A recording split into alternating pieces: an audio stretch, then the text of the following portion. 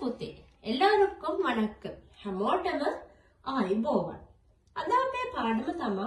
පළතුරු පළතුරු වලට අපි දෙමළෙන් කියනවා පළංග පළවෙනි පළතුරු අංක 1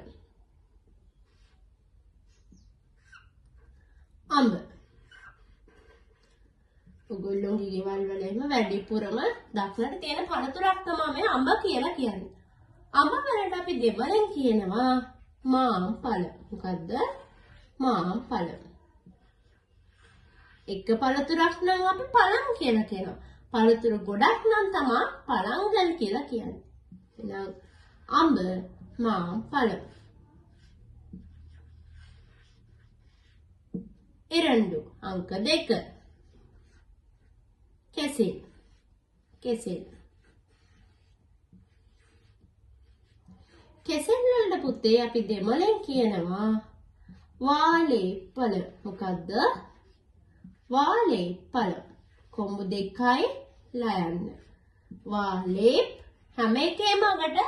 අපි පළම් කියලා දානවා ඒකේ තේරුම පළතුර කියන අදහස තමයි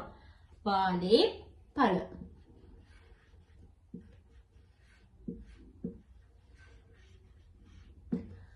மூன்று අංක 3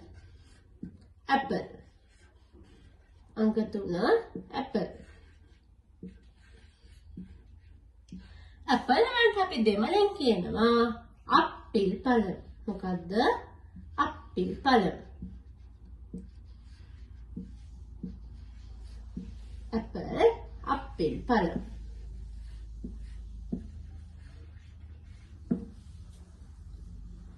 நான்கு අංක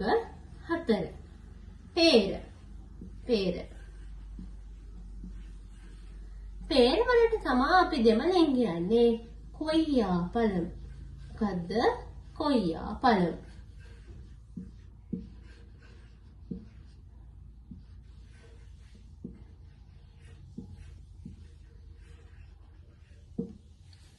ஐந்து අංක 5 අඹ කෙසෙල් ඇපල් පේර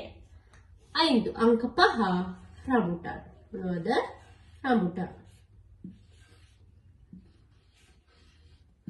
රඹුටන් වලට අපි දෙමළෙන් කියනවා ලේසියෙන්ම මතක තියාගන්න පුළුවන් රම්බුට්ටාන් පළම් මොකද්ද රම්බුට්ටාන් පළම් එහෙම නැත්නම් රම්බුට්ටාන් කියලා කිව්වත් ඇති ඊළඟ 5 මිදි මිදි මිදි වලට පුතේ අපි දෙමළෙන් කියනවා තිරාචේ මොකද්ද තිරාචේ